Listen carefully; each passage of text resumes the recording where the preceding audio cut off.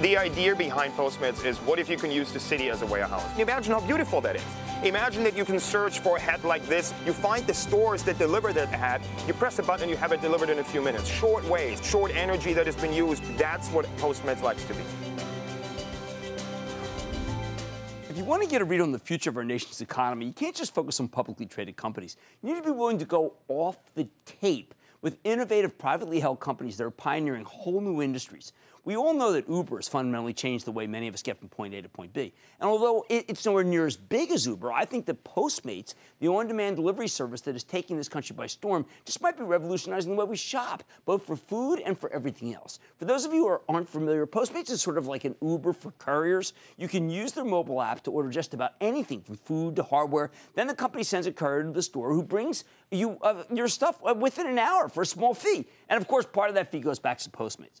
The last time we checked in with the company was the end of April. Postmates had already established itself in 67 different markets across the U.S. Now they're in 107 markets. I think this growth story is in its early innings. And unlike some of the privately held unicorns, so to speak, Postmates has had no trouble tapping the private markets to raise additional capital. I'm going to tell you why in a second.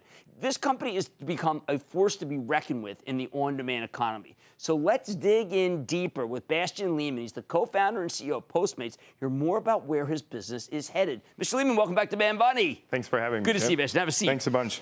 Great piece that I was just reading before he came out. Thank you. First piece, Postmates CEO says he's raising money again in January to build the anti-Amazon. I like that. You got to tell us about that. Well, I mean, if you think about how Postmates works, it's this beautiful network that exists in local economies and connects the merchants on a local level.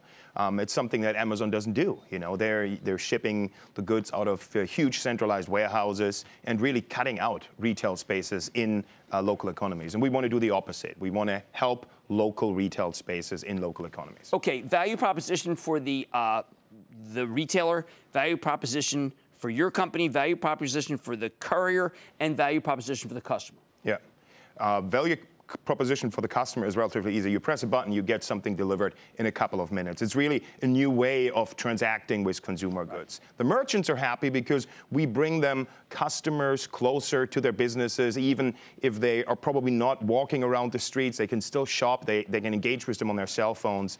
And the value proposition to the merchants is that, to the couriers is, to the fleet is, if you want to have additional income, it is one of the best ways to do that. It is very no strings attached. It's a very great way to earn additional income. Companies I associate with you are Starbucks and Chipotle. I also associate them with the human face of capitalism.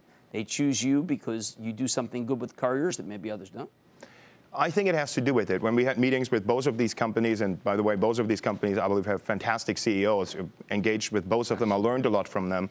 And I think one of the things that they both mentioned is that really Postmates is a company that's not a technology company, but a people company, because there are so many Postmates engaging with the company. There's almost 20,000 doing deliveries across our markets in the U.S. At the same time, I know that Mark Benioff, who's been on many times, Salesforce.com, is an investor. Mark taught me that if you can grow revenues quickly, $1 billion, first to get to $1 billion, first to $2 billion, that can be the secret to success, and that early on we should be looking at revenue growth. $1 billion possibly on the horizon for your company? I think it is. If you look at this year, we're doing around $250 million in sales. That's up around 8x from last year. If you Eight look, times? 8 times from last year. If you look at the delivery volume, last year, December, we did 1 million deliveries total. We celebrated our 1 millionth delivery. Now we're doing 1 million deliveries a month. Wow. Okay, so now my old friend Bill Gurley, terrific guy, compared your company, Postmates, to one of the dot-com era, which means, frankly, the way I looked at it, because I was part of that era, it means no revenues, no earnings. Absolutely. I mean, if you look at Postmates for the end of the year, I know we're still a private company, but you look at a gross profit margin at around 20%. So our business looks a lot like Uber's with added revenues from the GMV of the product we're selling. So you're making money on every delivery. We You're not losing money to be able to build something up. We do. It has always been our first priority to figure out if we have a sustainable business model, and we do. For over 4 years, we now have a positive gross profit margin. Okay, so that seems like it's the wrong analogy to talk about those. I know those companies. There were 360 came public that disparate instantly. Now, I'm going to talk about Shake Shack, for instance. Shake Shack's not necessarily, doesn't have a relationship, but if I want a Shake Shack burger and I want to wait in line, I call you guys. does that person wait in line? Does he have a queue? Or what's the difference between a customer of yours that's a retailer and just someone who randomly has to go in and wait in line for me so I don't wait in line? Yeah. First of all, we love Shake Shack at Postmates. I actually met Denny Meyer a week ago in New York. We had breakfast, had a wonderful time. So we're working with the teams and trying to figure out how we can work best together. But to answer your question, we have over 4,000 in-network merchants on the platform. Okay. These are merchants that we're integrated with, that we have first-in-line principle, that the food gets prepared in a way that is very efficient. First, meaning that person isn't waiting. That person is first in line, therefore you get it faster. My customer gets It's like a fast track. The Postmates runs in and out. Right. It's integrated into the point of sale system. It's a beautiful thing, and it makes the platform run a little bit better than with the out-of-network merchants. Okay. So a Shake Shack, would you be better, of course, if they were in network, and then you could be able to get behind the end of the line, right? We would prefer that, yes. Right. Okay, now, there's one thing that I really got to understand. The millennials have different attitude. I would never call Postmates to get coffee because it would be like, oh, come on, get off your butt, okay? I would tell them I can get off your butt, but people do that. And it's the holiday season. I would like you very much to do my shopping, but candidly, I've been lucky enough to be wealthy.